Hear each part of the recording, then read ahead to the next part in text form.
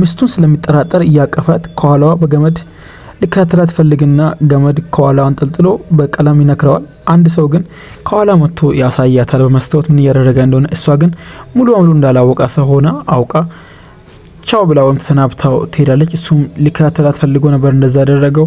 እሱም ደግሞ በመስታወት እንዳያች አላወቀም ነበር። ልጁ ተደብቆ ከዛ በኋላ መጥቶ መጀመሪያም ስለሚታወቁ በመቀስ ይቆርጠውና በመኪና አስሮ መኪናው ሌላ ቦታ እንዲሄድ ያደርጋል። ወይም የህፃናት መኪና ነበርና እሱም ሌላ ጋር ይዞ እንዲሄድ ያደርግና ከሷ ጋር አብሮ ይሆናሉ። እሱ የመጣ ስለነበር ይደበቃሉ ለሁለት ሮጠው። እሱም ደግሞ መኪናው የሄደበትን እሷ ሄደች መስሎት ይከታተላል። ከዛ በኋላ እሱን ስለሸወዱ ወጥተው መተቃቀፍ ምናምን ይጀምራሉ። ከዛ ግን ስታቅፍ ድንገት የሱ ጀርባ ላይ የሚሆን ገመድ ነበር እንደሱ ራሱ ወይ እንደሷ ራሱ። ከዛ በኋላ ለካ እሱንም ሚስትየው ተከታተለችው ነበር ከኋላ ገመድ አድርጋ።